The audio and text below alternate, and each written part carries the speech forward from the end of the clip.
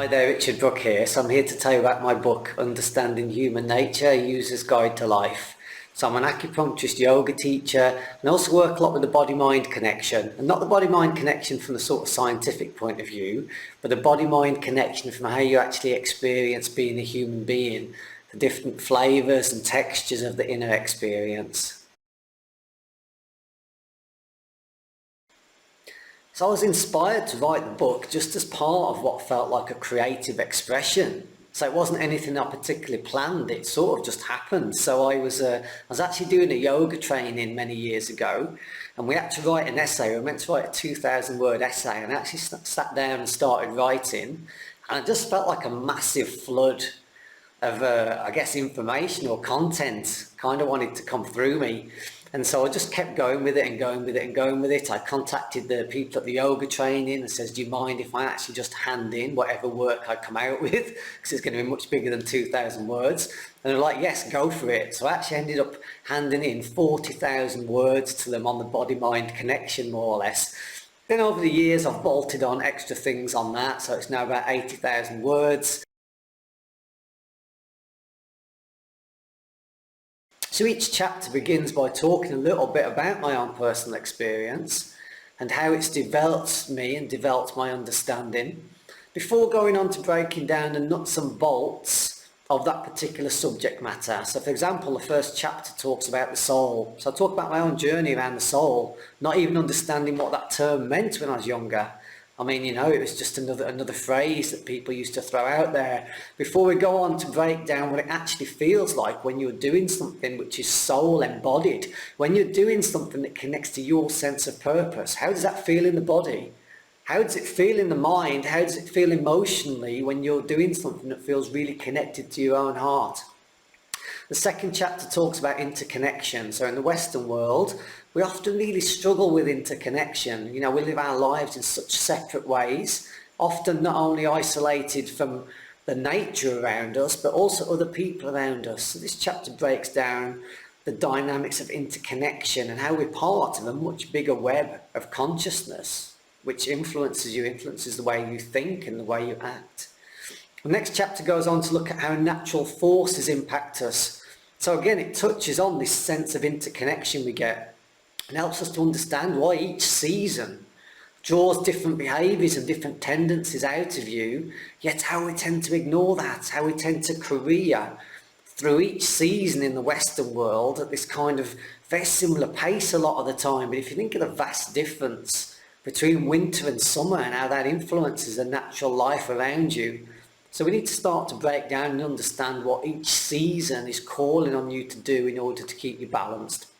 We also look at simple principles like yin and yang and understanding how within the universe we've got these two natural forces of expansion and contraction, which can be translated into your need to express yourself, but also your need to rest. So again, in the Western world, we're often pushing, but it's built in that we have to have these phases where we come inside ourselves and just rest and take it easy. The next chapter looks at the mind and the functions of the mind. So again, not focusing on the scientific jargon, but how you actually experience the mind, the different thought patterns, the different internal narratives that you get. And it breaks down which organs in the body these thought forms and narratives connect to, but also how they're connecting to different parts of your life. And when a different part of your life comes out of balance, how it influences the types of thoughts you get, so you can start to build the connections between what you need outside of you and what you're actually experiencing in your mind. So rather than trying to run from the mind and distract from the mind, we actually learn to understand what it's trying to tell us. The next chapter looks at relationship dynamics. This was a very popular chapter with the people I sent a review copy of the book out to. So, you know, the mind, it really likes to categorise relationships into really bland, simplistic categories. So someone's either, for example, a friend or a boyfriend or a girlfriend, whereas in reality, each person who you meet creates a different impact on you. So we use the chakra system to explain this. So you might meet someone who stimulates your heart chakra, which gives you a sense of warmth towards this person, but yet maybe at the same time they might create a sense of friction for you in your third eye chakra. So while you feel a sense of warmth, there might be these different perspectives on life which creates friction. And now every person you meet creates a different set of more or less excited chakras which draw you towards the person, and then different chakras that can be in friction and abrasion. So you get all these different dynamics that get mixed into every person who you meet. And we start to break this down and look at how some of these individual characteristics show in relationships that you have. Then the next chapter is on healing. So, you know, I spoke earlier, I've obviously got a massive background in different therapies, yoga, meditation. And so we look at some of the dynamics of these practices, but also understanding that healing isn't something that's done distinct to the rest of your life. So I used to talk about this as being like the antidote syndrome, where you have part of your life that puts you under massive stress and debilitation, and then you're trying to kind of fix yourself by doing all these healing techniques. And we actually need to look at even that to begin with, because nature, it's kind of built into nature to create balance. So we need to move away from that point of feeling like some parts of our life are there to kind of give us a kick. But it is also true sometimes that we do have to cycle a bit uphill, and then we might need to reach out for some kind of natural therapy in order to help support you. So this chapter breaks down all the different things you can do to keep you in that nice sweet spot of feeling exhilarated on a soul level, but also staying in one piece physically, mentally and emotionally.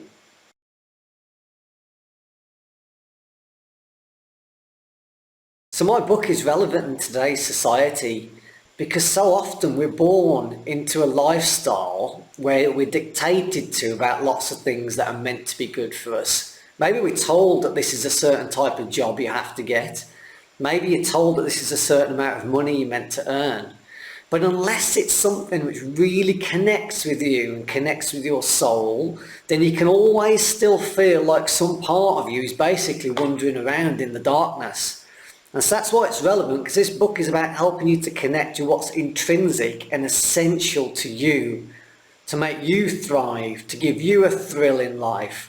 And this is something I think a lot of us, when we're growing up, we're not really taught. We might be taught to be good people who fit in with a certain set of societal and cultural norms, but you're not often taught to connect with intrinsically who you are and what your purpose here is.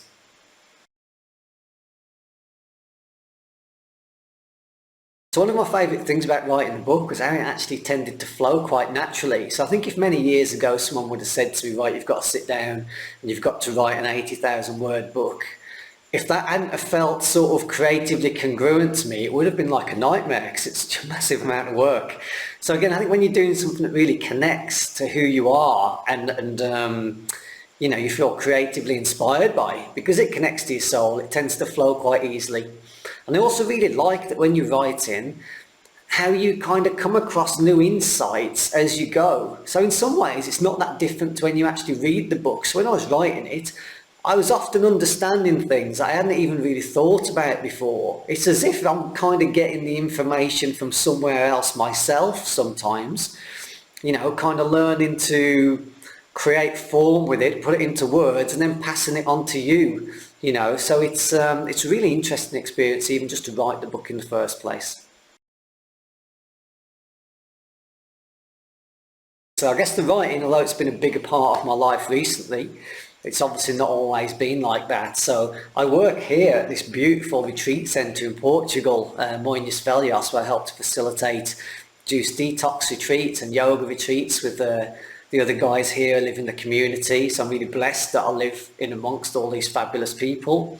Obviously spending time with the people who are closer to my own heart too. I love going to yoga classes myself, dance and movement, any practices that kind of help to, you know, natural healing practices, I guess, that help to make me feel exhilarated.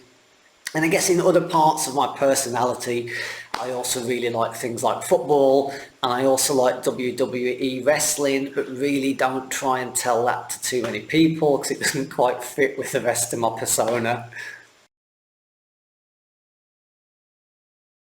So if you want to find out more about what I'm doing and connect with me, you can find out more information at my website, creativewellness.co.uk. You can also find me on Facebook at Richard Brook, Creative Wellness. You can find me in person here at Moinhos Retreat in the Algarve. So obviously that's a little bit difficult at the moment with all the restrictions in place. I'm also doing a lot of work online, so feel free to contact me about that.